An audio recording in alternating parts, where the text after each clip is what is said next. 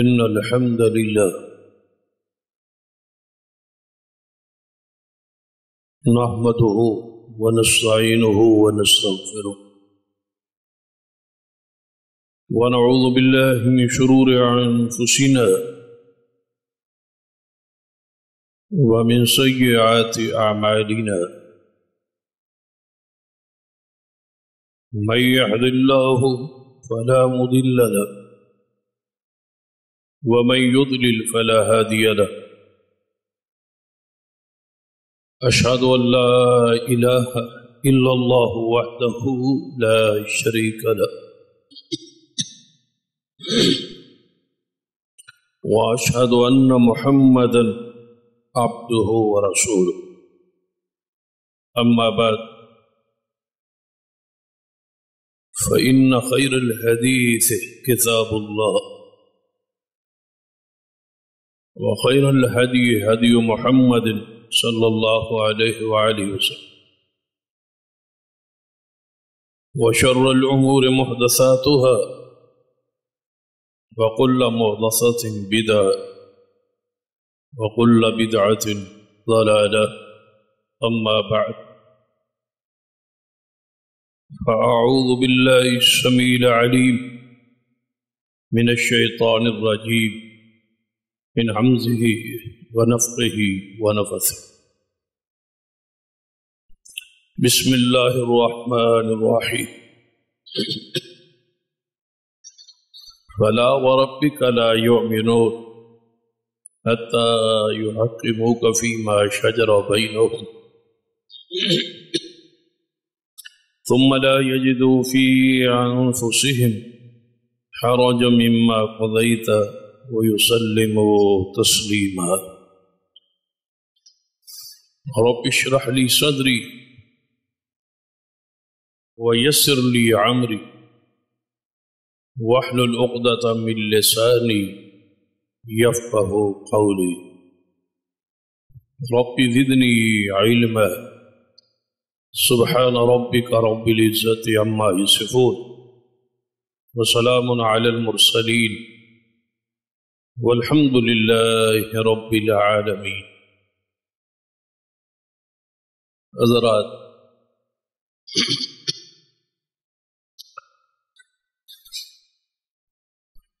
گزشتہ خطبہ جمعہ سے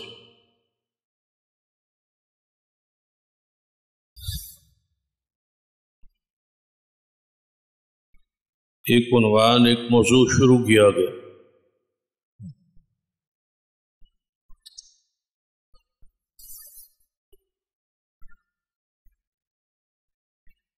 کہ دنیا میں جتنے گروہ ہیں ہر گروہ کی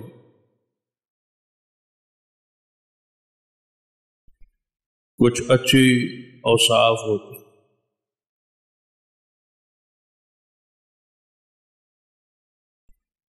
جس کی وجہ سے وہ شہرت پاتا ہے، مشہور ہوتا ہے، ایک نام پاتا ہے۔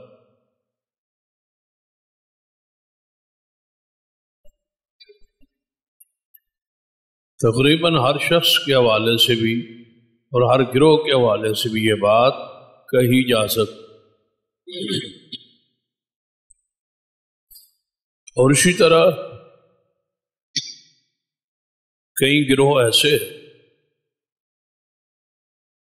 جو اپنے کسی برے وصف کی وجہ سے معروف ہوتے کہ ان کے اندر یہ برا وصف ہے جو ان کی وجہ شہرت ہوتا ہے۔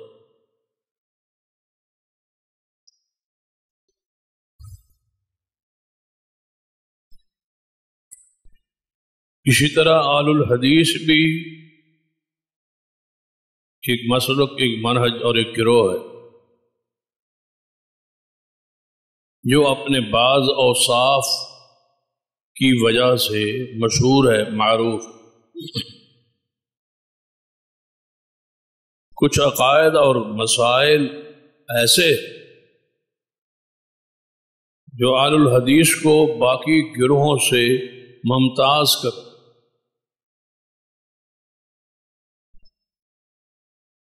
کچھ مسائل ایسے ہیں، اعمال جو دیگر گروہوں سے ہمارا ان کے درمیان یہ تمیز کا، فرق کا ذریعہ ہے، سبب۔ کچھ ایسے اعمال ہیں جن کی وجہ سے ہمیں زمانے میں ہمیشہ سے آج تک شہرت رہی، ہماری وہ چیزیں علامات اور شعار کے طور پر، نشانی کے طور پر مشہور ہو گئی۔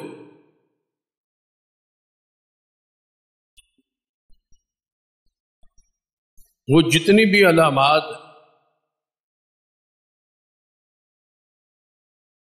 جو ہمارے شرف کا، عزت کا، احترام کا، شہرت کا سبب ہے،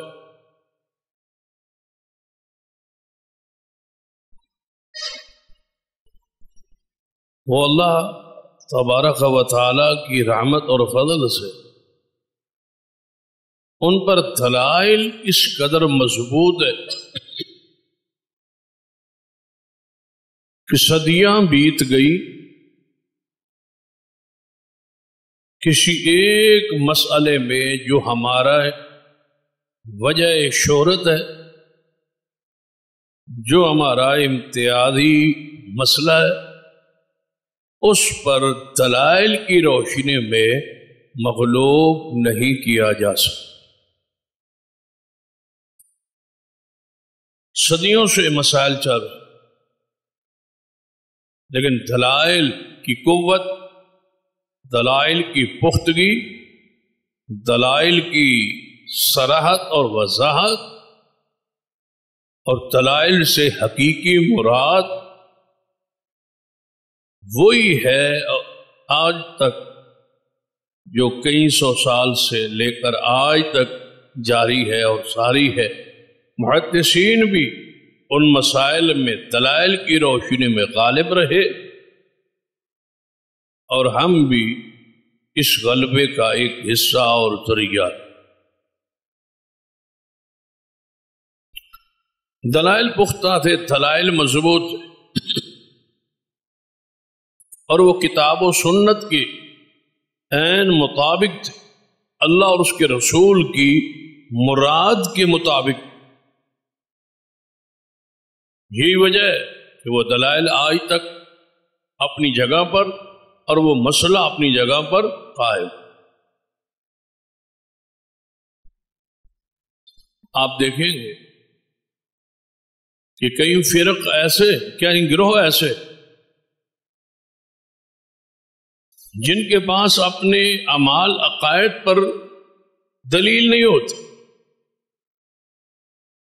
اللہ اس کے رسول کی جو مراد تھی اس دلیل سے وہ نہیں ہوتی،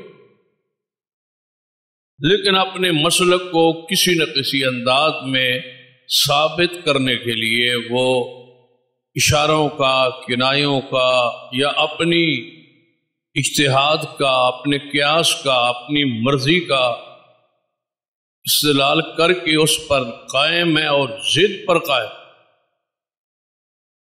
ہمارے ہاں ایسا نہیں، ہمیں اگر کوئی شخص دلائل کی مضبوطی لے کے آتا ہے کہ یہ آپ کا مسئلہ ہے، اس پر آپ کی یہ دلیل ہے، اس کے مقابلے میں یہ حدیث رسول ہے، اس سے یہ قوی تر ہے، اور یہ دلیل عین مراد رسول ہے، لہذا آپ کا عمل اس کے برعکس ہے، تو ہم بخوشی برضا اس کا شکریہ ادا کر کے اس تحقیق کو قبول کریں۔ لیکن دوسرے گروہوں کے ہاں ایسا نہیں ہوتا، وہ صدیوں سے ایک بدعت پر اگر قائم ہے تو قائم، دلیل نہیں ہے تو نہیں ہے، لیکن وہ غصے میں، جلال میں، بوس میں وہ اپنی جگہ پر کھڑے ہیں، اس لیے کہ ہمارے بڑے ایسے کرتے تھے، ہم نے ایسا کرنا ہے۔ ہم صرف یہ کہتے کہ جتنا بھی کوئی بڑا ہو آخر وہ امتی ہے، غیر معصوم ہے، اس سے خطا غلطی کا امکان ہے، اس کی تحقیق اور ریسرچ میں کوئی نہ کوئی خطا ہو سکتی ہے۔ لہذا جب آپ کے پاس حدیث رسول آ جائے تو آپ اس کو قبول کریں، اس کو مانیں۔ جو پہلے آپ کر رہے وہ غلط ہے، اور جو حدیث رسول آ گئی ہے وہ تمہارے لیے حجت ہے اور وہ سچ ہے، اور اس پہ عمل کرو۔ ہماری تحقیق کو چھوڑا جا سکتا، کسی اور بزرگ کی تحقیق کو چھوڑا جا سکتا، جتنا ہی بڑا کیوں نہ ہو اس کو چھوڑا جا سکتا ہے۔ جس کو نہیں چھوڑا جا سکتا وہ محمد مصطفیٰ صلی اللہ علیہ وسلم کی حدیث اور آپ کا فرمان۔ اس پر وہ ذرا امام مالک رحمہ اللہ کا وہ قول اگر بیان ہو جائے تو آپ ائمہ کے منہج سے آگاہ ہو۔ وہ مسجد نبوی میں موجود ہے، درس حدیث ان کا جاری ہے، اور ان کے سامنے جناب محمد رسول اللہ صلی اللہ علیہ وسلم کا روضہ اطہر، آپ کی قبر مبارک موجود۔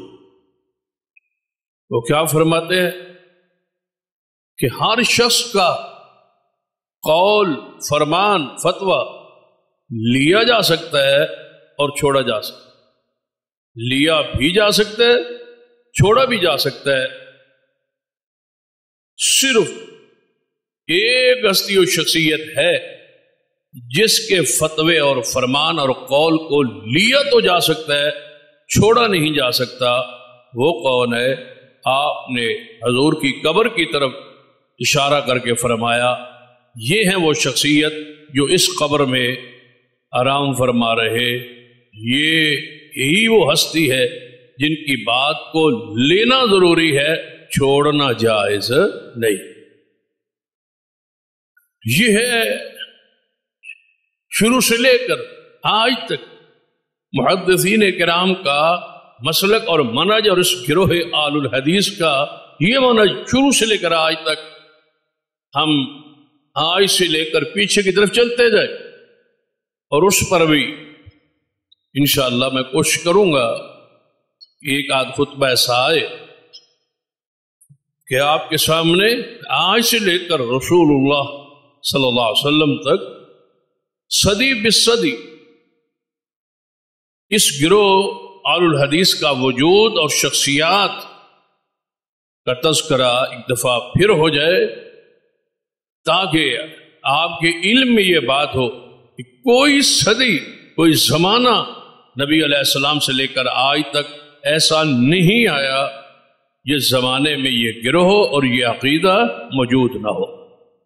ایسے کئی صدیاں آئیں، ایسے کئی وقت آئے، زمانے آئے، جس دور میں ہر مسلک کا انقطاع موجود ہے۔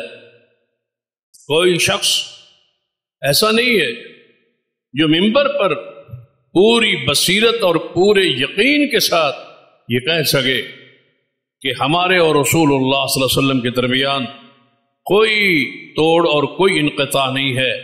ہماری سند اس منہج کی اور اس مسلک کی اور اس عقیدے کی جا کے حضور سے جڑتی ہے۔ درمیان میں انقطاع ہوگا، نام کا بھی، کام کا بھی، منہج کا بھی، عقیدے کا بھی، لیکن ہم وہ لوگ ہیں جن کی سند علمی طور پر محمد مصطفیٰ صلی اللہ علیہ وسلم کے ساتھ جا کے ملتی۔ اس دور سے لے کر آج تک اس عقیدے اور اس نام کے ساتھ اور اس عقیدے کے ساتھ اور اس گروہ کے ساتھ، اس مسلک کے ساتھ ایک ایک صدی اور ایک ایک زمانے میں لوگ موجود رہے ہیں، علماء موجود رہے ہیں۔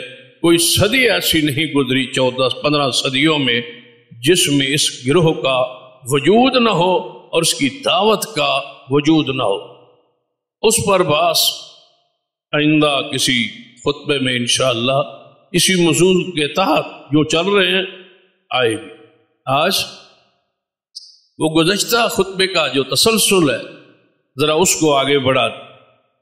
کہ ہمارے وہ شعار، ہماری وہ علامات، ہماری وہ خوبیاں، ہمارے وہ اوصاف جس کی وجہ سے اللہ نے ہمیں دنیا میں شہرت بخشی ہے، آل الحدیث کو، گروہ کو، جن مسائل سے ہم مشہور ہیں، معروف ہے کہ آل الحدیث یہ کام کرتے ہیں، یہ عمل کرتے ہیں، یہ عمل کرتے ہیں جو دوسرے نہیں کرتے۔ دوسروں کے پاس دلائل نہیں ہیں اور ہمارے پاس اس پر پہاڑ سے زیادہ وزنی اور مضبوط دلائل موجود ہیں جس کو آج تک توڑا نہیں جا سکتا۔ اس میں چند مسائل کا ہم نے گزشتہ جمعہ بھر خطبے میں اس کی وضاحت کہ یہ مسئلہ ہے اور اس میں ہمارے پاس یہ دلائل موجود ہے اور آج تک ان دلائل کو توڑا نہیں جا سکتا۔ ان مسائل میں سے چند کا ہم نے ذکر کرتے کرتے آ کے اس مقام پہ پہنچے تھے کہ آل الحدیث کے شعار میں سے، اہل حدیث کی خوبی میں سے، وصف میں سے ایک نشانی کہ ہم اپنی ہر نماز کی ہر رکعت میں سورۃ الفاتحہ پڑھتے اور اس میں ہم مشہور ہے، اس میں ہم معروف ہے۔ یہ مسئلہ ہماری وجہ شہرت ہے۔ لوگ یہ کہتے ہیں کہ یہ سورہ فاتحہ نماز میں ضروری، واجب، فرض سمجھتے ہیں، اور باقی گروہ جو ہے بالخصوص ہمارے برصغیر پاک و ہند میں ایک طرف آل الحدیث ہے اور دوسری طرف یہاں نہ کوئی شافیوں کا وجود ہے، نہ مالکیوں کا، نہ حنبلیوں۔ یہ تین گروہ تو ہمارے برصغیر میں اس طرح سمجھے کہ جس طرح ہے ہی نہیں، موجود ہی نہیں، اور اس لیے ہم ایک بات کہا کرتے ہیں کہ ان تین گروہوں کا ہمارے ملکوں میں نہ ہونا اسی بات کی تو دلیل ہے کہ حدیث ہے، سرور کائنات محمد رسول اللہ صلی اللہ علیہ وسلم نے فرمایا کہ ہر کچے اور پکے مکان میں قیامت سے پہلے پہلے میرے دین کی آواز پہنچ جائے۔ دین حق جو ہے، جو گروہ حق ہے، جو طائفہ منصورہ ہے، جو فرقہ ناجیہ ہے، اس کی آواز ہر گھر میں پہنچی۔ لیکن کئی صدیاں گزر گئی، ان گروہوں کی آواز ہمارے برصغیر میں نہیں پہنچ پائی۔ اسی طرح کئی ایسے ممالک ہیں جہاں آج بھی احناف کا گروہ اپنی دعوت کے ساتھ، اپنی فکر کے ساتھ اور اس کے پھیلاؤ کے ارادے سے موجود نہیں ہے۔ لیکن آپ اس بات پر حیران ہو کہ دنیا پوری میں، ساری دنیا کھنگال مارے، کوئی ملک، کوئی جزیرہ ایسا نہیں ہے جہاں اپنی دعوت کے ساتھ، اس کو پھیلانے کی نیت اور ارادے کے ساتھ کوئی نہ کوئی دائی آل الحدیث موجود نہ ہو۔ پوری دنیا یہ دعویٰ نہیں ہے، اور صرف جذبات کی بنیاد پر نہیں ہے، حقائق کی بنیاد پر۔ اس پر سکہ علماء کی گواہیاں موجود ہے، جن کا یہ وقت نہیں ہے اپنی بات کو آگے بڑھاتا کہ جن مسائل کی وجہ سے ہمیں شہرت ہے، جو ہمارا امتیاز ہے، جو آل الحدیث کے امتیازی مسائل جنہیں کہا جاتا ہے، ان میں سے چند بیان ہوتے ہوتے ہم کہاں پہنچے تھے؟ سورۃ الفاتحہ۔ اس کی ابتدائی چند باتیں ہم نے بیان کر کہ ہمارے ہاں ہمارا یہ دعویٰ ہے، ہم اس عقیدے پر، عمل پر قائم ہے کہ سورۃ الفاتحہ کا نماز میں پڑھنا مقتدی اور امام کے لیے سری اور جہری نمازوں میں، الغرض کوئی نماز ہو، ہر نماز کی ہر رکعت میں اس کا پڑھنا فرض۔ اگر یہ نہیں پڑھی جائے گی تو وہ نماز نہیں ہو، وہ رکعت نہیں ہو، وہ نماز نہیں ہو۔ لہذا فاتحہ کے بارے میں ہمارا دل صاف اور شفاف ہونا چاہیے. ہر جوان اور بوڑھے کی یہ بات علم میں آ جانی چاہیے کہ فاتحہ نماز کا رکن ہے. یہ نماز کا یہی نماز ہے، اسے ہی نماز کہا گیا ہے جس کا آخر پہ ہم نے گزشتہ خطبے میں بیان کی. اس سے آگے بات بڑھا. ہمارے اس مسلک اور منہج کے مقابلے میں جو دوسرا گروہ ہے جو ہمارے ملک میں جو ہمارے سے اختلاف رکھتا ہے، احناف مسلک، ان کا یہ نظریہ ہے اس کے برابر. باقی فرقوں کا ذکر نہیں کرتے اس لیے کہ یہاں موجود نہیں. ملک میں جب نہیں ہے تو ان کے عقائد پھر اعمال تو وہاں ہی بیان ہوں گے جہاں کوئی ان سے واسطہ ہو. یہاں جو کہ ہمارا واسطہ اٹھک بیٹھک، ہماری مجلس، رشتہ داری، تعلقات، محبت، پیار، سب کچھ ان کے ساتھ ہے. مسئلہ ان کو سمجھانا ہے تو ان کی ہی عقائد کو ہم تذکرہ کرتے. ان کا نظریہ یہ ہے کہ نماز کی اندر قرآن کی جو قرات ہے، فرضی نماز با جماعت جو نماز پڑھی جاتی ہے امام کے پیچھے، اس میں قرات امام پر واجب ہے. قرات یہ ذہن میں رکھیں، گزشتہ جمعے بھی اس پر میں نے اشارہ کیا تھا. قرات فرض ہے، فاتحہ نہیں.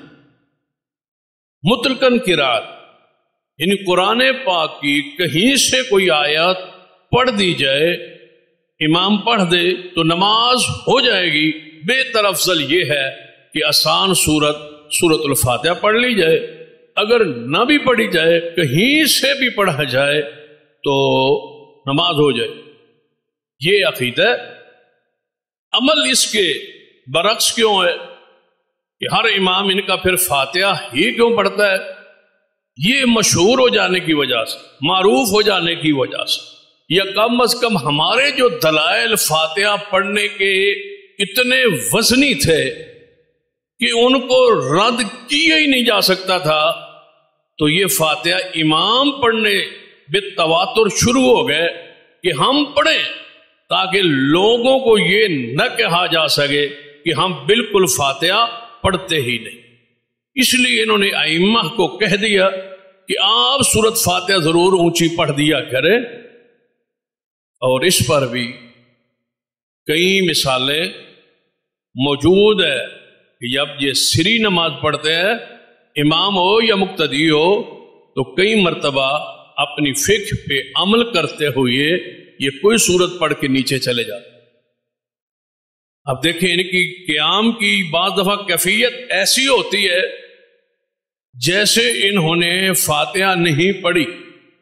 انا اعطیناک الکوثر پڑھ کے یہ ظہر میں عصر میں نیچے چلے گئے. سری نماز میں اپنا مسلک اور جہری نماز میں یہ اونچی آواز سے سورت فاتحہ صرف اس لیے وجہ پڑھتے ہیں، اور ہر امام ان کا پڑھتا ہے کہ اگر ہم نے نہ پڑھی تو پھر ان احادیث کا کیا جواب دیں گے کہ فاتحہ بغیر نماز نہیں ہوتی. تو ہم تعویل یہ کریں گے کہ یہ امام کے لیے ہے، مقتدی کے لیے نہیں ہے، جو کہ نماز مقتدی کا ذکر نہیں ہے. لہذا حضور نے تو مدرکن فرمایا کہ جو بھی فاتحہ نہ پڑھے، امام کا ذکر نہیں کیا، مقتدی کا ذکر نہیں کیا، مطلقاً نمازی کا ذکر کیا ہے کہ جو فاتحہ نہ پڑھے اس کی نماز نہیں. تو انہوں نے امام کو کہا آپ پڑھیں وگرنہ لوگ اور ہم سے پیچھے ہٹ جائے، اور ایسے یہ طریقے کرتے. اس پر بھی ایک لمبی فہرست ہے میرے ذہن میں اور علم میں. آپ جانتے ہیں کہ ان کے نزدیک دیہاتوں میں، ڈیروں میں جمعہ نہیں ہوتا. جتنے ہمارے ضلع کے گاؤں ہیں ان میں جو شرائط ہے جمعہ کی، احناف کے ہاں کوئی پنڈ گاؤں ایسا نہیں ہے جہاں شرطیں پوری ہو. تو پھر یہ جمعہ کیوں پڑھتے ہیں کہ اگر ہم نے نہ پڑھا، جمعہ نہ پڑھایا، تو لوگ ہم سے متنفر ہو، لوگ آل الحدیث کے نزدیک جمعہ پنڈ میں بھی ڈیرے پر بھی جہاں 2 بندے ہوں اور تیسرا خطیب ہو امام ہو 3 بندوں پر جمعہ ہو جاتا ہے، یہ پڑھیں گے تو ہمارے بندے ان کے خطبوں سے جمعوں سے اور ان کے پڑھنے سے، کیونکہ جو گاؤں پورے گاؤں میں جمعہ نہیں ہوتا تو لوگ پورا گاؤں تو پھر کسی جامع مسجد میں بڑے شہر میں نہیں جا سکتے، تو لوگ ان کے پیچھے جاتے جاتے یہ بدل جائیں گے، اس لیے جمعے وہاں پڑھو۔ یہ فتویٰ جاری ہوا باضابطہ کہ پنڈوں میں دیہاتوں میں جمعے پڑھو وگرنہ ہمارا مسلک ختم ہو جائے۔ پھر اسی طرح کئی اور مثالیں، کبھی آپ نے سنا ہے کہ احناف نے 12:30 بجے 12:15 بجے ظہر کی نماز پڑھی ہو؟ کبھی آپ نے سنا ہے؟ ہمارے ہاں تو نماز ہوتی 12:10-11 پر ظہر کا وقت شروع ہو جاتا، تو 12:20 پر اگر کوئی جماعت کراتا ہے تو ٹھیک ہے، 12:30 کراتا ہے تو ٹھیک ہے۔ ان کے ہاں تو جمعے کا نماز کا وہ وقت ہی نہیں، ان کی جماعت تو 1:15 یا 1:30 یا 1:45 بجے تک جاتی ہے۔ لیکن شہر میں کیا ایسی مساجد نہیں ہے؟ امر واقع دیکھ، یہ وہ واقعات ہیں جو آپ اپنی آنکھوں سے دیکھ سکتے ہیں۔ شہر میں ایسی مساجد ہیں جہاں 12:30 بجے جمعہ کی جماعت ہوتی ہے۔ احناف کی مساجد میں صرف اس ضد اور غصے اور غضب میں کہ اگر لوگ یہ جمعہ جلدی پڑھاتے 1 بجے 1:15 بجے 1:30 بجے اکثر ہماری مساجد میں خطبے ہوتے، اگر یہ جمعہ جلدی پڑھائیں گے لوگ ادھر جا کے دکاندار بازار تاجر یہ لوگ جائیں گے اور جمعے پڑھیں گے اور متاثر ہوں گے اور آل الحدیث ہو جائیں گے۔ لہذا جہاں مسجد آل الحدیث کی موجود ہے وہاں اگر بازار اور کاروبار کا مرکز ہے تو اپنا جمعہ ان سے پہلے پڑھا کے اپنی بھیڑوں کو قابو رکھیں، اور یہ قابو رکھتے ہیں۔ اس پر میں مساجد کے نام بھی بتا سکتا ہوں، لیکن آپ تھوڑا سا اس پہ غور کریں، یہ ان کی تعویلیں ہوتی ہے۔ مسئلہ کیا ہے، عقیدہ کیا ہے کہ فاتحہ نماز میں ضروری نہیں، قرآن کہیں سے پڑھ لیا جائے، لیکن جہری نمازوں میں یہ اونچی امام فاتحہ تب پڑھتا ہے تاکہ ان دلائل کا رد کیا جا سکے، ان حدیث کو ان کے سامنے رد کیا جا سکے کہ یہ امام کے لیے ہیں اور ہمارا امام پڑھ رہا ہے اور مقتدی کے لیے نہیں۔ جبکہ عقیدہ ہے کہ فاتحہ مطلقاً ضروری نہیں ہے۔ ہمارا یہ عقیدہ ہے کہ فاتحہ ضروری ہے، قرات فاتحہ ضروری ہے، اس کے آگے جو قرات ہے آمین کے بعد وہ امام پر ہے، مقتدی پر نہیں ہے۔ اگر مقتدی پیچھے ہے، لازمی ہے مقتدی وہ جو ابتدا کر رہا ہے، تو امام آگے ہے تو امام آگے قرات کرے گا، مقتدی سنے، کیونکہ وہاں تو ممکن ہی نہیں ہے کہ ہر بندہ حافظ ہو، جو امام پڑھے وہ یہ پڑھے، اس لیے یہاں فرضیت ختم ہو۔ لیکن سری نمازوں میں جہاں دل میں آپ پڑھتے وہاں فاتحہ اور آگے قرات، فاتحہ فرض ہے، آگے قرات جو کرنا چاہیں وہ جائز ہے، مسنون ہے، لیکن سری میں جہری میں نہیں۔ یہ ہمارا موقف ہے۔ اس پر ہمارے پاس وہ مشہور حدیث جو صحیح البخاری کی جو گزشتہ جمعے بیان ہوئی کہ فاتحہ بغیر نماز نہیں ہو۔ اس سے آگے ایک اور حدیث جو جامع ترمذی میں اور سنن ابی داؤد میں حدیث ہے۔ نبی اکرم علیہ الصلوۃ والسلام نے نماز فجر پڑھائی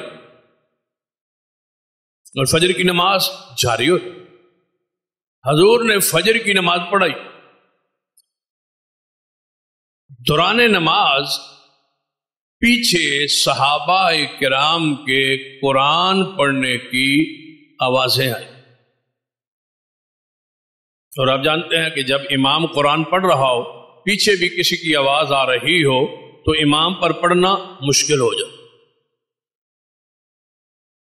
اس لیے خطبہ جمعہ میں توجہ ہے، خاموشی ہے، ساری چیزیں کہ جب امام خطاب کر رہا ہوگا، خطبہ دے رہا ہوگا، اگر کوئی بندہ حرکات و سکنات کرے گا، اٹھے گا، بیٹھے گا، آئے گا، جائے گا، بولے گا، جائے گا، اشارے کرے گا، تو خطبے میں توجہ ہٹے اور اس پر وہ بوجھ ہوگا اس کے دماغ پر، اس لیے حرام ہے، اشارہ منع ہے۔ دوسرے کو یہ کہنا جو بول رہا ہے کہ تو چپ کر جا، یہ بھی منع ہے۔ بالکل توجہ کے ساتھ یہ خطبہ ہے، یہ ہمارا خطبہ ہے، تقریر نہیں ہے، یہ خطبہ ہے۔ تقریر اس کو ہم معروف معنی میں کہہ دیتے، اصل میں یہ خطبہ ہے۔ اسی طرح فرض ہے جس طرح نماز فرض ہے، دینا بھی اور سننا بھی، خطبے کے بغیر جمعہ نہیں ہوتا، لہذا خطبہ جمعے کا نماز کا حصہ ہے، اس کے لیے خاموشی کا آپ کو حکم ہے۔ تو ذرا سنیں آپ، نبی علیہ الصلوۃ والسلام نے نماز فجر پڑھائی اور آپ نے قرات اونچی آواز سے کی، اور بعض روایات میں ہے کہ آپ نے سورہ سبح اسم ربک الاعلی یہ سورت پڑھی، نماز تھی فجر کی۔ پیچھے صحابہ کرام نے بھی یہ شروع کر، اب صحابہ کرام کی تھوڑی سی اونچی آوازیں حضور پر تک جب پہنچی تو آپ پر قرات کا کرنا بھاری ہوا، وزنی ہوا، آپ کی توجہ میں آپ کو دقت محسوس ہوئی۔ آپ نے جب نماز کا سلام پھیرا تو آپ نے سوال کیا کہ مجھے محسوس ہوتا ہے، میں دیکھتا ہوں کہ تم اپنے امام کے پیچھے پڑھتے ہو۔ یہ سوال ہے کس کا؟ رسول اللہ صلی اللہ علیہ وسلم۔ اب ذرا آپ اس حدیث پہ غور کریں، اس کی وضاحت اور صراحت پر غور کریں، اس کے اپنے معنی میں یا اس کا مفہوم کو جاننے میں کتنا علم درکار ہے، اس پہ توجہ کریں۔ کیا عامی بندہ اس حدیث کے اس معنی کو نہیں جان پہچان سکتا؟ حضور کا سوال ہے۔ اب آپ نے یہ بات سمجھ لی کہ وہ نماز کون سی تھی؟ فجر کی۔ سورت کون سی تھی؟ سبح اسم ربک الاعلی۔ حضور آگے پڑھ رہے تھے، صحابہ کرام پیچھے پڑھ رہے، نماز مکمل ہو۔ حضور کا سوال سن، آپ نے فرمایا مجھے ایسے لگتا ہے، ایسے محسوس ہوتا ہے کہ آپ اپنے امام کے پیچھے کوئی چیز پڑھتے، قرات کرتے ہو تم۔ تقرؤون کے الفاظ ہے، پڑھتے ہو تم، قرات کرتے ہو تم۔ صحابہ کرام نے جواب دیا جی ہاں یا رسول اللہ، ہم پڑھتے ہیں، آپ آگے پڑھتے ہیں، ہم آپ کے پیچھے پڑھتے ہیں۔ اس میں کسی کی آواز بلند بھی ہو جاتی تو آپ تک آواز پہنچ گئی ہے، ہم تو پڑھتے ہیں۔ آپ نے فرمایا فلا تفعلوا، نہیں، آئندہ ایسا نہیں کرنا۔ فلا تفعلوا، ایسا نہ کیا کرو، ایسے آپ نے آئندہ نہیں کرنا۔ اب ذرا سوچو، اگر حدیث یہیں تک ہوتی اور ختم ہو جاتی، صحابہ کو حضور نے فرما دیا تھا تم نے آئندہ ایسے نہیں کرنا، تو یہ دلیل ہماری تھی یا دلیل ان کی تھی؟ یہ تو دلیل احناف کی بن گئی نا، کہ میرے پیچھے پڑھتے ہو، جی ہاں پڑھتے، فرمایا نہ پڑھو، تو یہی تو ان کا موقف ہے۔ ہمارا موقف تو ہے کہ فاتحہ پڑھو، پھر وہ جو ہمارا موقف ہے وہ ہم نے کہاں سے لیا؟ یہ حدیث تو ہمارے خلاف جا رہی۔ یا اگر حدیث یہیں ختم ہو جاتی تو واقعی ان کا موقف مضبوط تھا، ہمارا موقف مضبوط ہی نہیں، غلط تھا۔ لیکن حضور نے کیا ارشاد فرمایا؟ فلا تفعلوا الا بأم القرآن، جب میں اونچی قرات کروں تم میرے پیچھے کچھ نہ پڑھو سوائے ام القرآن سورۃ الفاتحہ کے، اس کے بغیر تم نے کچھ نہیں پڑھنا۔ یا رسول اللہ وہ کیوں؟ فرمایا اس لیے کہ لا صلاۃ لمن لم یقرأ، میرے صحابہ وہ اس لیے کہ لا صلاۃ لمن لم یقرأ بها، اس لیے کہ جو فاتحہ نہ پڑھے اس کی نماز نہیں ہوتی۔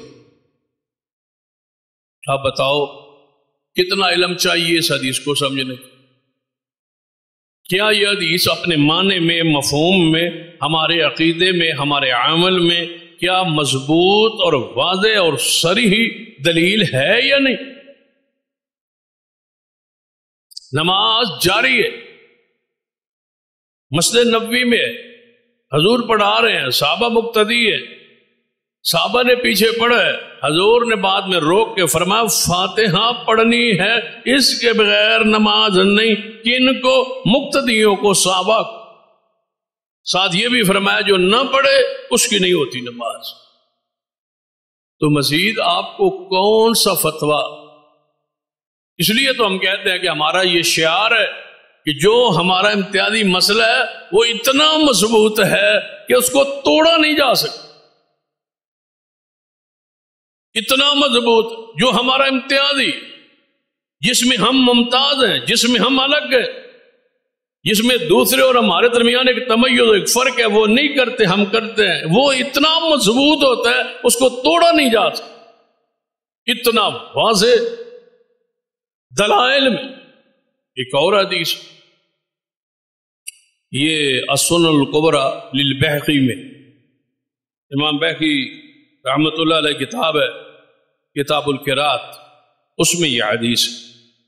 آپ نے کیا فرمایا کہ سرور کائنات محمد رسول اللہ صلی اللہ علیہ وسلم نے ارشاد فرمایا۔ اب حدیث کے الفاظ سننا اور اپنے اس امتیاز پر اس حدیث کو آپ نے، میرے سارے جتنے خطبات اس موضوع پہ آگے آتے جائیں گے، آپ وہ پہلی حدیث جو گزشتہ جو میں بیان ہوئی اس کو آپ ہر خطبے میں میں آپ کو یاد کراتا رہوں گا، اور آپ کے ذہن میں وہ حدیث کہ نبی علیہ السلام نے کیا فرمایا، اسلام اجنبیت سے شروع ہوا، یعنی بالکل اس کی آواز، اس کی دعوت اجنبی محسوس ہوتی تھی شروع میں کہ یہ کیا کہا جا رہا ہے، جو کچھ پہلے رواج اور مذہب چل رہے تھے، عقائد چل رہے تھے، ان میں یہ آواز اجنبی تھی۔ پھر وقت آئے گا کہ میں دین اسلام کی آواز پھر اجنبی ہو جائے گی، لوگ عجیب محسوس کریں گے، یہ کیا کہتے ہیں، رسم کیا کہتی ہے، یہ کیا کہتے ہیں، ماحول کیا کہتا ہے، اجنبیت محسوس ہوگی۔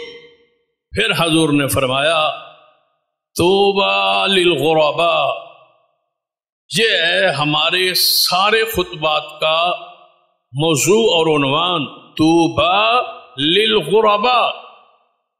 حضور فرماتے ہیں مبارک ہو ان اجنبیوں کو، کس کی مبارک ہے؟ محمد مصطفیٰ صلی اللہ علیہ وسلم۔ کن کو مبارک ہے؟ آپ کو۔ حضور فرماتے ہیں مبارک ہو ان توبہ للغرباء، خوشخبری ہے ان اجنبیوں لوگوں کے لیے۔ یعنی صحابہ کے زمانے میں اجنبیت کن کے پاس تھی، کن کی دعوت عجیب محسوس ہوتی تھی، نئی نئی محسوس ہوتی تھی؟ صحابہ۔ فرمایا پھر وقت آئے گا کہ دین حق کی آواز، تھوڑے لوگوں کی آواز، خالص لوگوں کی آواز اجنبی محسوس ہوگی۔ لوگ سن کے کہیں گے پتہ نہیں آج تک ہم نے تو نہیں سنا، ہمارے باپ دادا نے نہیں سنا، یہ پتہ نہیں کہاں سے لے کے آ گئے، باتیں تو پرانی ہے، آپ کے باپ دادا نے نہیں سنی، دعوت پرانی ہے، آپ تک نہیں پہنچی۔ آپ نے کس محدث کو اپنے گاؤں اور دیہات میں اور اپنی مسجد میں رکھا تھا جس نے تمہیں یہ دین حق کی آواز نہیں پہنچائی؟ جاہل تو تم نے رکھا، چند صورتیں پڑھنے والا تو رکھا تھا، مردے نہلانے والا تو رکھا تھا، جو نچلے انتہائی غربت کی آخری لکیر پہ تھا اس کو تو رکھا تھا، روٹیوں کا اور ٹکڑوں کا محتاج بنا کے رکھا تھا، وہ چند रुपए का आपका गुलाम और मुलाजिम था, वो कहां पहुंचा था तुम्हें? उसका मुआवजा जो तुम देते थे उस पर तो वो घर का खर्च चला नहीं सकता था, वो तो तुम्हारी जेबों का मोहताज था। वो तुम्हें क्या बयान करता है इस्लाम और दीन और शरीयत? इस मिंबर पे जब सिद्दीक, उमर, उस्मान और अली जैसे लोग थे तब खालिस दीन पहुंचता था। जब अहमद बिन हंबल, इमाम शाफी और मालिक खड़े थे तब दीन की हक की आवाज पहुंचती थी। तौबा लिल गुरबा, हजूर फरमाते हैं खुशखबरी हो, मुबारक हो। तौबा के माने आपको मैंने समझाए भी थे, लेकिन जरा दोहराता हूं। तौबा लिल गुरबा, हजूर फरमाते हैं वो लोग जो आखिर जमाने में आएंगे, उनकी आवाज, उनकी दावत अजनबी महसूस होगी, उन्हें मैं मोहम्मद मुस्तफ़ा सल्लल्लाहु अलैहि वसल्लम की तरफ से मुबारक हो, खुशखबरी हो। और कोई हम ये दीन हक के दाई आम लोग नहीं। इसके साथ एक और हदीस जरा मिलाते हैं ताकि ईमान में ताजगी हो और रूहानियत महसूस हो, हजूर से मोहब्बत में इजाफा हो और हजूर की शफात नसीब हो। नबी अलैहिस्सलाम क्या फरमाते हैं, एक दिन हजूर बैठे अपने ख्याल में बैठे बैठे आंखों से आंसू गिरा। सहाबा किराम ने पूछा, जब बंदा किसी लंबे और गहरे ख्याल में हो ना, तो वे लोग पूछते हैं यार किधर पहुंच गया है, क्या कर रहा है, क्या सोच रहा है। हजूर का तो ख्याल ही ख्याल मुबारक था। हजूर अपने ख्याल में बैठे। सहाबा किराम ने महसूस किया कि हजूर किसी खास ख्याल में। साहबी कहता है या रसूल अल्लाह सल्लल्लाहु अलैहि वसल्लम, आप अपने ख्याल में और फिर आप रोने लगे, आंखों में आंसू आ गए, क्या याद आया, क्या बात हुई, कोई वही आई? आपने फरमाया मेरे साहबा मुझे अपने भाई याद आ गए, मुझे अपने भाई याद आ गए। सहाबा किराम हैरान हो गए, हजूर किन को फरमा रहे, वो कौन खुश नसीब है जिनको हुजूर ये फरमा रहे? कोई अफसर हो, कोई वजीर मुशीर हो, वो किसी बंदे के सामने किसी बारे में ये तो मेरा भाई है, तो वो फख्र करता है, उसको लोग आके बतलाते हैं भाई आपके तो बड़े ताल्लुकात हैं, वो आपको अपना भाई कह रहा। हजूर फरमाते हैं मुझे अपने भाई याद आए। साहब ने पूछा या रसूल अल्लाह सल्लल्लाहु अलैहि वसल्लम आपके भाई कौन है, वो कौन है जो आपको याद आए और आपकी आंखों में आंसू आ गए, वो आपके भाई कौन है? साहबे किराम ने तो यही सोचा कि पहले नबी जो है अल-अंबिया व इख्वा, हर नबी दूसरे नबी का भाई होता है, अंबिया आपस में भाई होते हैं। तो हजूर को अंबिया याद आए हूं। फरमाया या रसूल अल्लाह सल्लल्लाहु अलैहि वसल्लम आपको पहले वो अंबिया याद आए? फरमाया नहीं, उनकी याद नहीं आई। या रसूल अल्लाह सल्लल्लाहु अलैहि वसल्लम फिर आपको सहाबाए किराम याद आए होंगे ना, हम ही याद है ना, हम आपके जमाने में हैं, हमने आपको पाया है, आपको देखा है, आपकी ज़ियारत दीदार किया है और हम आपके लिए गुलाम हैं और हम आपके खादिम हैं, फिर आप हमें याद कर रहे हैं? फरमाया नहीं मेरे साहबा, तुमको भी नहीं याद कर रहा, तुम नहीं याद है, तुम तो मेरे सामने हो,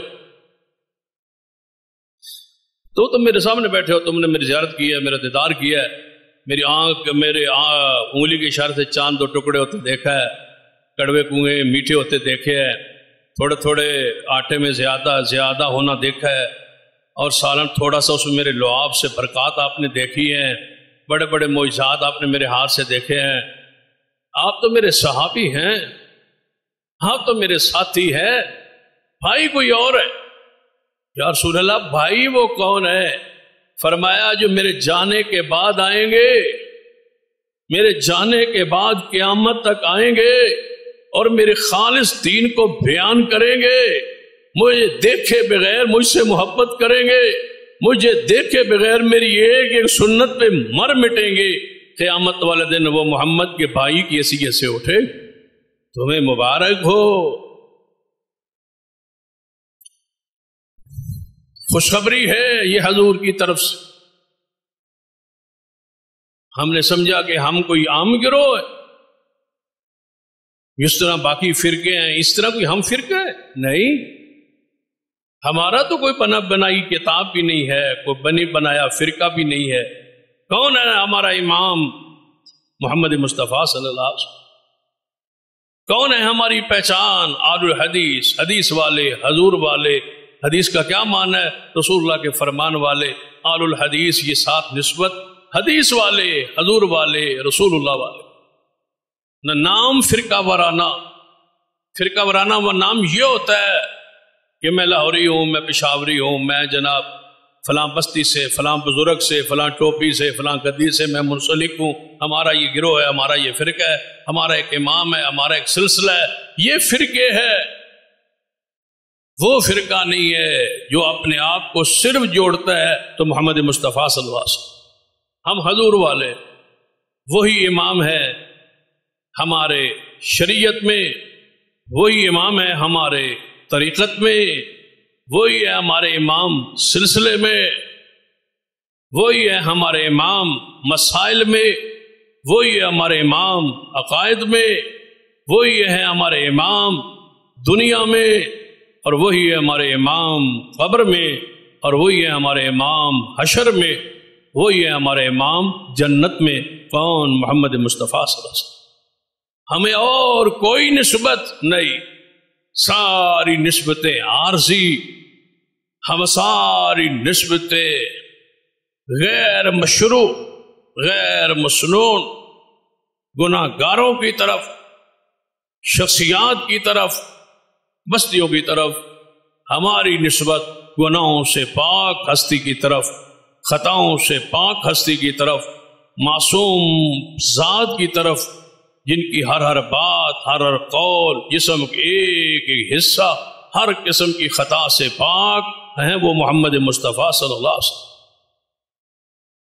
تو وہ حدیث آپ نے یاد رکھنی ہے، کیونکہ یہ خطبات ہو سکتا ہے 2-3 ماہ چلتے رہے، بات کو کلوز نہ کیا جا سکے، تو آپ نے یہ بات اپنے ذہن میں رکھنی ہے۔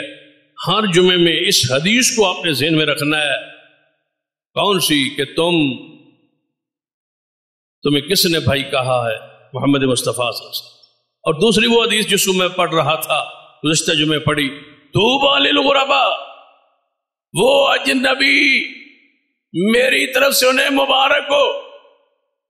آج میں کھڑا ہوں دعوت لے کے محمد مصطفیٰ صلی اللہ علیہ وسلم، میری دعوت کو لوگ کہتے ہیں یہ نئی دعوت ہے، یہ نئی دعوت ہے، یہ نیا مسئلہ ہے، یہ نئی چیز ہے، ہمارے باپ دادا نے نہیں سنی۔ پھر وقت آئے گا میرے دین پر کہ ایک گروہ کھڑا ہوگا، وہ دعوت دے گا، لوگ کہیں گے یہ نئی دعوت ہے، یہ نیا مسلک ہے، یہ نئی کوئی بات ہے، ہمارے باپ دادا نے نہیں سنی۔ فرمایا جن کو میرے بعد یہ کہا جائے میں محمد انہیں مبارک دیتا ہوں، میں انہیں خوشخبری دیتا ہوں۔ تیسرا معنی جو قرآن کی روشنی میں کیا تھا، طوبیٰ للغرباء، جنت کا ایک درجہ ہے جس کا نام طوبیٰ ہے۔ تو حضور فرماتے ہیں اس گروہ کو میں جنت کی بشارت دیتا ہوں، ایک نہیں، دو نہیں، سارے گروہ کو جنت کی خوشخبری دیتا ہوں۔ یا رسول اللہ کیوں؟ فرمایا جب لوگ اٹھیں گے میری سنت میں فساد اور بگاڑ اور ملاوٹ کریں گے، وہ گروہ کھڑا ہو کے کہے گا نہیں نہیں یہ بگاڑ ہے، نہیں نہیں یہ سنت نہیں ہے، نہیں نہیں یہ حضور سے ثابت نہیں ہے، یہ روایت ثابت نہیں، یہ حدیث ثابت نہیں، یہ الفاظ ثابت نہیں، یہ حضور نے نہیں پڑھے۔ وہ کہیں گے یہ نہیں پڑھے، یہ حضور نے پڑھے ہیں۔ اس فساد و بگاڑ اضافے کو نکال کے میری خالص میرے سے منسوب سنت جب سامنے پیش کریں گے، یہ ہے وہ میرا گروہ، یہ ہے وہ میرے بھائی، یہ ہے وہ لوگ جنہیں میں محمد مبارکباد پیش کرتا ہوں۔ تو ذرا غور کیجیے، ہم نے کتنا مسائل میں بگاڑ کو صاف کیا ہے۔ واضح حدیث ہے، جس مسئلے پر بحث جاری ہے، یہ اس کو ایک آدھ خطبے تمہیں تو کلوز کرنا مشکل ہے۔ فاتحہ کا مسئلہ تو تمہاری نماز کا مسئلہ ہے، سورۃ الفاتحہ کا مسئلہ تو تمہاری نجات کا مسئلہ ہے. سورۃ فاتحہ پر تمہارا ایمان اور نماز کی حیثیت اور وزن قائم ہے. قیامت والے دن تمہاری نماز کا تم سے پہلے حساب ہونا ہے. نماز نہ ہوئی تو کرو گے کیا؟ نماز کا وزن نہ ہوا جاؤ گے کیا؟ کوئی راستہ بتلا دو کہ بے نماز کے لیے کوئی جنت کا راستہ نہیں ہے. جب نماز نہیں ہے تو سمجھو آپ کے پاس کچھ بھی نہیں. نماز تو نجات کے لیے نور ہے اور روشنی ہے اور یہی راہ ہے اور یہی راستہ ہے. فکر کرو اپنی نماز. اور میں کل یہ بات یا پرسوں سوچ رہا کہ آج کل تو زمانہ ہے برانڈ بڑے بڑی چیزوں کے بن رہے. زمانہ ہی اس طرح چل رہا ہے. ایک کمپنی ہے، ایک برانڈ ہے اور اس کی شاخیں پورے دنیا میں ہیں تو دور سے نظر آ جاتا ہے. دکان کے نقشے سے، رنگ سے، نام سے نظر آ جاتا ہے کہ یہ برانڈ، یہ دکان یہ ہے. کیونکہ ہو بہو ایسی ہے جیسے سرگودا میں ہے، ہو بہو ایسی ہے جیسے لاہور میں ہے. بالکل ان کا رنگ یہ ہوتا ہے، ڈیزائن یہ ہوتا ہے، ڈیزائن یہ ہوتا ہے. کوئی اسلام کا بھی ہے؟ کوئی ہے آپ کا برانڈ جس کے ساتھ آپ ملتے جلتے ہیں؟ مجھے بتاؤ آپ کی نماز کس سے ملتی ہے؟ جی میری نماز ایسے، جیسے مولانا احمد رضا خان صاحب بریلوی مسلک کے جو بانی ہے جیسے انہوں نے پڑھی، میری نماز ایسے ہے. مجھے بتاؤ ان کو برانڈ کا یہ درجہ کس نے دیا؟ تم کو کس نے کہا ایسے نماز پڑھو جیسے حضرت احمد رضا خان صاحب پڑھتے رہے؟ جی میری نماز تو ایسے ہے جیسے امام ابو حنیفہ رحمۃ اللہ علیہ پڑھی. مجھے بتاؤ ان کو اس کا درجہ کس نے دیا کہ ان کی نماز ہر بندہ ایسے پڑھے جیسے انہوں نے پڑھی؟ سن لو، ایک ہستی ہے، سلو کما رأیتمونی اصلی. حضور فرماتے ہیں، صحیح البخاری کی حدیث ہے، قیامت تک آپ نے نماز ایسے پڑھنی ہے جیسے میں محمد مصطفیٰ نے پڑھی. درجہ تو ان کو ہے، شان تو ان کو ہے، مقام تو ان کا ہے، نام تو ان کا ہے. یہاں تو کتابیں مل رہی ہیں، جعفری نماز، حنفی نماز، کتابیں، حنفی نماز، استغفر اللہ، حنفی نماز، حنفی روزہ، حنفی زکات. تو بہتر نہیں ہے کہ ایک چھوٹا سا پمفلٹ لکھ دو جس کو بولے دو حنفی کلمہ؟ کلمہ کی گنجائش ہی رہ گئی ہے نا، باقی تو سارا کچھ ہو گیا. یہ کہاں سے یہ شروع ہو رہا ہے؟ نماز نبوی، نماز محمدی، نماز پیغمبر، نماز رسول، صلاۃ الرسول. اپنی نماز کی فکر کیجئے. پوری ذمہ داری سے کہہ رہا ہو، اپنی حشر کو، قیامت کو، آخرت کو سامنے رکھ کے کہہ رہا ہو. مجھے اس بات کا پوری طرح احساس ہے کہ ہمارے ایک ایک جملے کا قیامت والدن حساب ہونا ہے، اللہ نے پوچھنا ہے. اور اس کا بھی پوری بصیرت ہے اس پر بھی کہ جو فاتحہ نماز میں نہیں پڑھتے امام کے پیچھے، جو ان کے دلائل ہیں وہ بھی میرے ذہن میں سارے کے سارے گھوم رہے. اللہ کی قسم سورۃ فاتحہ کے بغیر نہ امام کی نماز ہے، نہ مقتدی کی نماز، نہ سری ہے نہ جاری ہے. بچاؤ اپنی نماز کو، فکر کرو اپنی نماز کی. یہ خالص دین اور دعوت، اس میں نہ ڈر، نہ خوف، نہ طمع، نہ لالچ. یہ آپ کو کون دے گا؟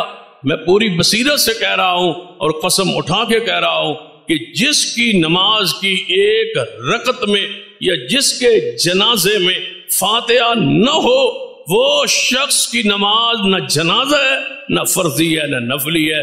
نماز ہوتی اس کی ہے جو سورۃ الفاتحہ. میں حدیث پڑھ رہا تھا، کہاں کی؟ کتاب القراءۃ البیہقی. مجھے بتاؤ اس سے بڑے اور واضح اور شفاف الفاظ آپ کو کیا چاہیے؟ حضور کیا فرماتے؟ رسول اللہ صلی اللہ علیہ وسلم کے الفاظ سنو، لا صلاۃ. حضور کی بات ہی یہاں سے شروع ہوتی ہے جب فاتحہ کا ذکر آتا ہے، لا صلاۃ.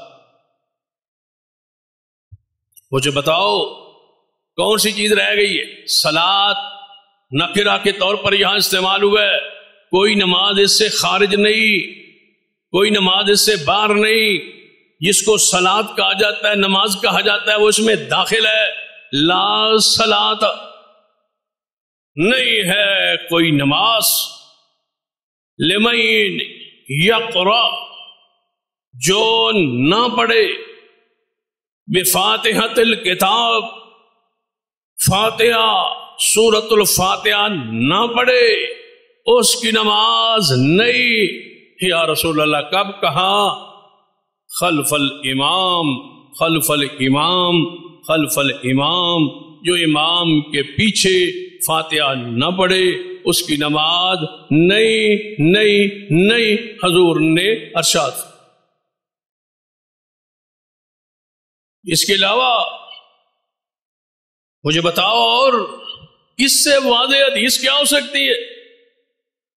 ایک اور حدیث ہے، امام طبرانی رحمۃ اللہ علیہ کی کتاب ہے مسند الشامیین، اس میں پڑھ، مسند الشامیین کو پڑھے، حضور کا فرمان، من صلی، جو بندہ پڑھے نماز، کون بندہ؟ جو بندہ، مرد ہو عورت ہو امام ہو مقتدی ہو کوئی بندہ ہو، من صلی خلف الامام، جو بندہ نماز پڑھے امام کے پیچھے، بات ختم ہو گئی۔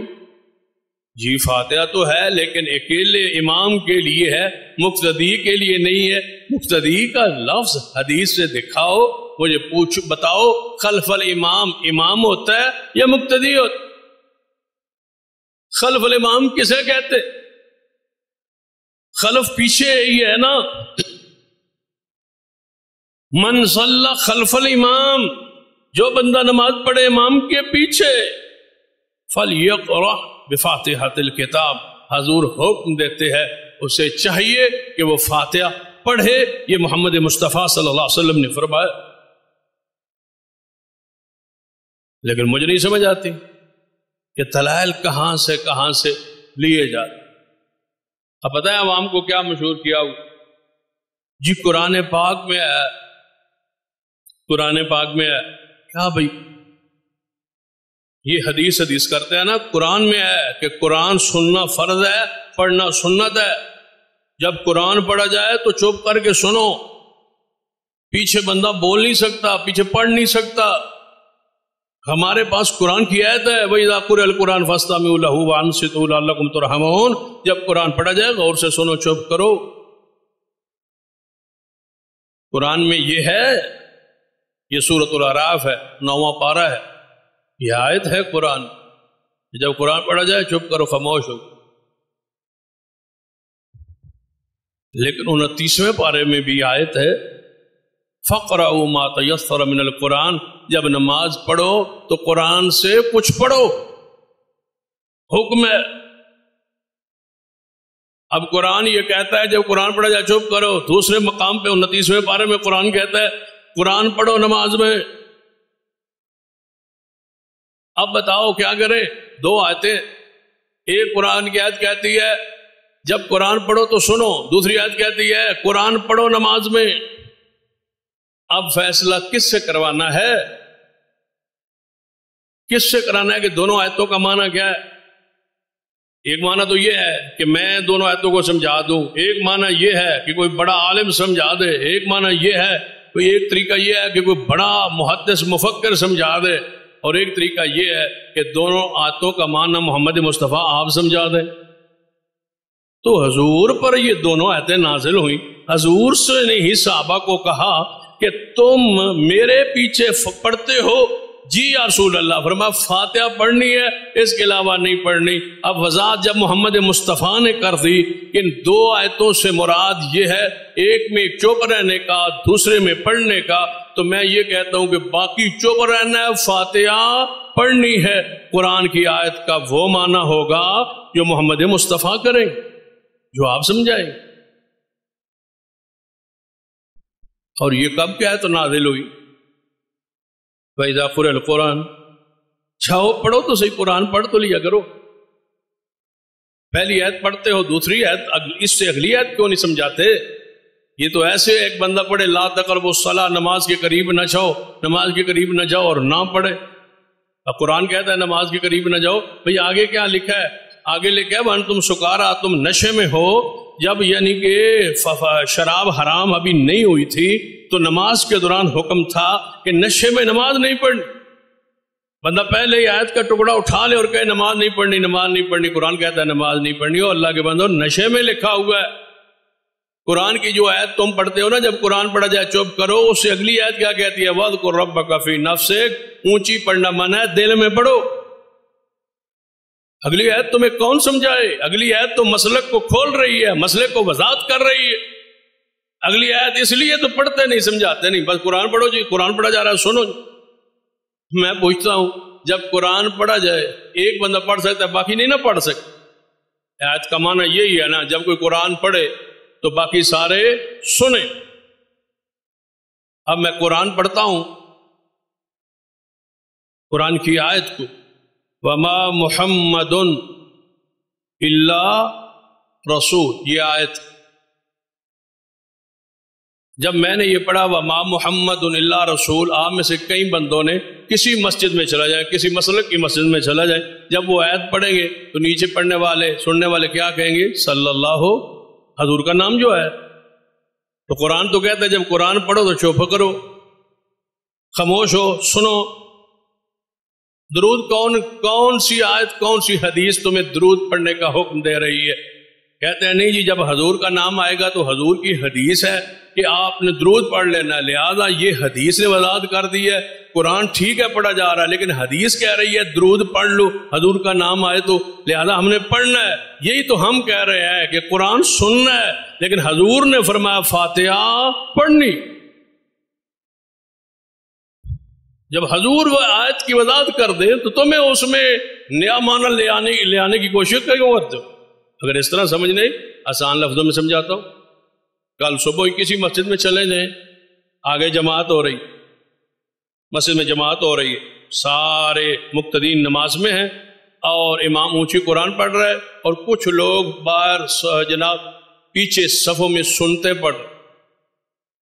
ہمارا مسلک تو یہ ہے نا کہ جب جماعت کھڑی ہو جائے پھر کوئی نماز نہیں ہوتی، جب اقامت فجر ہو جائے اس وقت جو پیچھے پڑھ رہا ہے سنتے وہ توڑے گا، وہی چھوڑ دے گا، سلام پھیر دے، ختم کر دے گا، آگے فرض پڑے گا، اس کے بعد کھڑے ہو کے دو سنتے پڑھ۔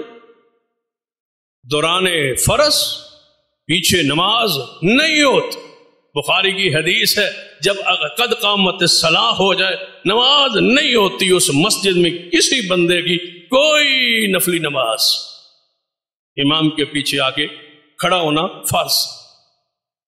یہ پیچھے سنتے پڑھ رہے ہیں، کہتے ہیں جی سنتے پڑھ لو، قرآن تو آگے پڑھا جا رہا ہے، پیچھے تم اپنے فاتحہ پڑھ رہے ہو، اپنی سنتے پڑھ رہے ہو۔ کہتے ہیں جی وہ پڑھی جا سکتی ہے، کیوں جی پڑھی جا سکتی؟ ہم نے کہا وہ پڑھی جا سکتی ہے جب قرآن پڑھا جا رہا ہو آگے، تو فاتحہ کیوں نہیں پڑھی جا سکتی؟ اگر اس طرح سمجھ نہیں آئی تو پچھلے جمعے اشارہ ہوا کہ جب امام آگے فاتحہ پڑھ رہا ہو، پیچھے آنے والا شامل ہو کے سبحانک اللہم ٹکڑوں ٹکڑوں میں پڑھ لے، کیوں؟ آگے قرآن پڑھا جا رہا ہے، لیکن جناب ثنا پڑھنا ضروری۔ اچھا جب ایک پڑھ رہا ہو باقی نہیں پڑھ سکتے، باقی سنیں گے، تھوڑی سی عوامی بات ہو جائے، ایک پڑھ رہا ہے قرآن باقی نہیں پڑھ، باقی سارے سنیں گے، تو پھر ایک مسجد ہے اس میں 30-25 طلباء پڑھ رہے، سارے ہی پڑھ رہے، ایک کمرے میں سارے پڑھ رہے، تو پھر ایک پڑھے اور باقی سنے کا معنی یہ ہے کہ 30 کی کلاس ہے تو 30 کمرے ہوں، ہر کمرے میں کوئی بندہ الگ الگ پڑھے، کیونکہ جب ایک پڑھ رہا ہو باقی تو پڑھ ہی نہیں سکتے۔ نہیں یہ شاگرد ہیں، طلباء ہیں، یہ سارے پڑھ سکتے ہیں، اکٹھے پڑھ سکتے ہیں، تو جب امام پڑھ رہا ہے پیچھے شاگرد مقتدی کھڑے ہیں وہ دل میں پڑھے تو اعتراض کیا ہے؟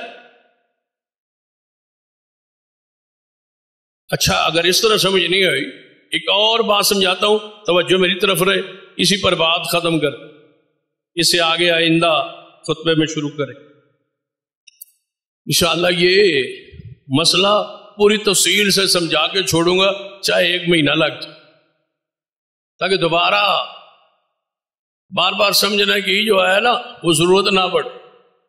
مجھے بتائیں کہ نماز جاری ہے، نماز جاری ہے، امام قرات شروع کر چکا ہے، نماز مغرب ہے، عشاء ہے، فجر ہے، جمعہ ہے، عید ہے، پیچھے سے آپ آئے، دوڑتے ہوئے آئے، اگرچہ دوڑ کے آنا منع ہے، خاموشی سے سلام سکون سے آنا نماز کے لیے ضروری ہے، دوڑنا منع ہے۔ ہم دوڑ کے شامل ہوتے ہیں، یہ منع ہے۔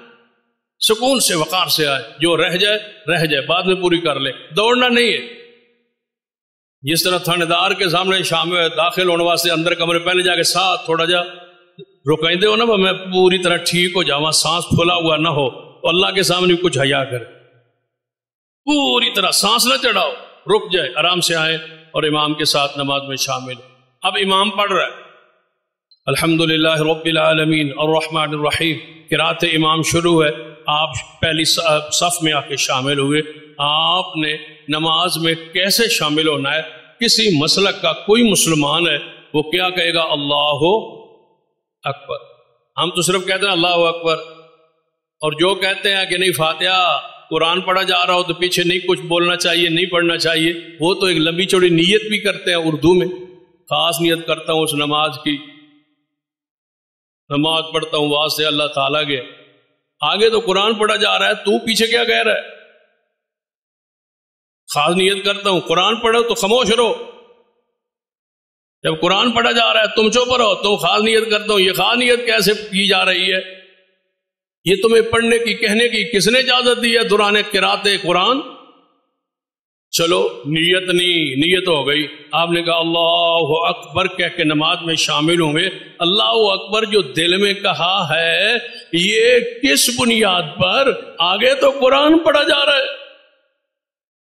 کہتے ہیں نہیں جی وہ تکبیر تحریمہ دل میں ہو سکتی ہے، بھائی یہی تو کہتے ہیں کہ فاتحہ دل میں ہو سکتی ہے کہ محمد مصطفیٰ نے فرمایا کہ آہستہ دل میں فاتحہ پڑھو، وَاذْكُر رَبَّكَ فِي نَفْسِكَ۔ سیدنا ابو ہریرہ رضی اللہ تعالی عنہ فرماتے ہیں نماز وہ جس میں فاتحہ نہیں ہے وہ نماز مردہ ہے، مردہ ہے، مردہ ہے۔ کس نے فرمایا؟ محمد مصطفیٰ صلی اللہ علیہ وسلم نے۔ جب یہ آپ نے مسئلہ بیان کیا تو آپ کا شاگرد پوچھتا ہے کہ اے ابو ہریرہ رضی اللہ تعالی عنہ انا نکون وراء الامام، آپ کہہ رہے ہیں کہ فاتحہ بغیر نماز مردہ ہے، مردہ ہے، مردہ ہے۔ جس طرح مردہ کسی کام کا نہیں، نہ سننے والا، نہ جاننے والا، نہ دیکھنے والا، اس کی کوئی حیثیت نہیں، کوئی اس سے فائدہ آپ کو نہیں مل سکتا۔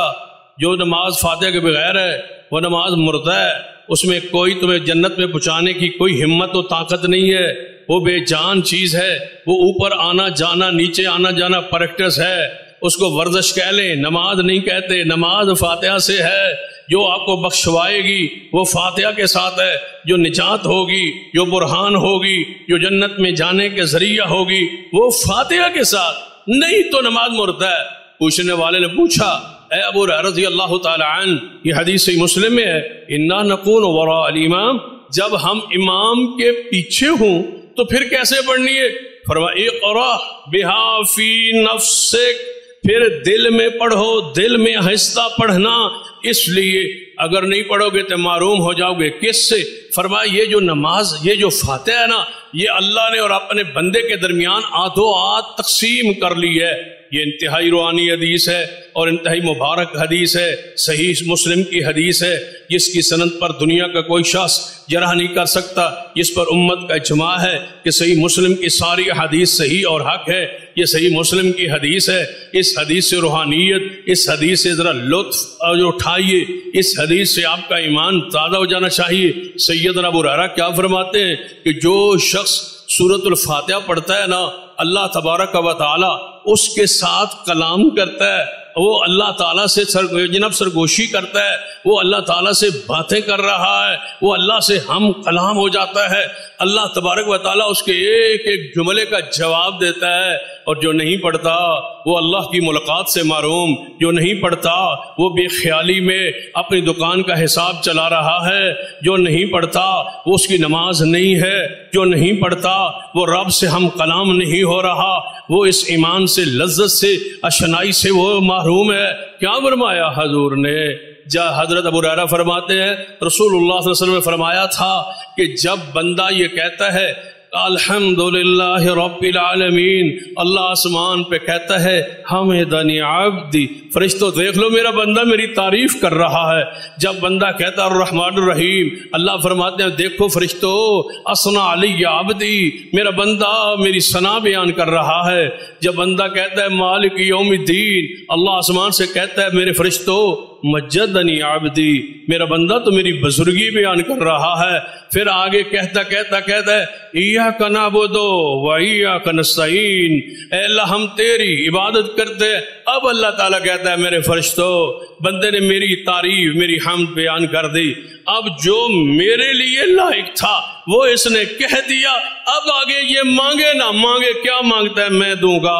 اہدنا الصراط المستقیم، اللہ مجھے صراط مستقیم دے، یہودیوں کے راہ سے بچا، عیسائیوں کے راہ سے بچا، گمراہوں کے راہ سے بچا، اہل شرک کے راستوں سے بچا۔ تو اللہ کہتا ہے جو تو نے مانگا میں نے تجھے عطا کر دیا۔ اوپر مور لگی آمین، پوری مسجد گونج اٹھی، اللہ جو کچھ ہم نے مانگا، جو کچھ امام نے ہمارے لیے مانگا، جو کچھ ہم نے مانگا اس پر مور ہے، قبول کر، قبول فرما، قبول فرما۔ اللہ فرماتا ہے جاؤ نمازیو، میں نے تمہارا جو تم نے مانگا وہ میں نے عطا کر دیا۔ وگرنہ ہر بندہ اس خیر سے محروم ہے۔ دعا کریں اللہ ہمیں اس تمیز میں، اس امتیازی مسئلے میں، اس عقیدے میں ہمیں اپنی نمازوں کی حفاظت کی توفیق عطا فرمائے۔ اقول قولی ھذا واستغفر اللہ لی ولکم ولسائر المسلمین وآخر دعوانا الحمد للہ۔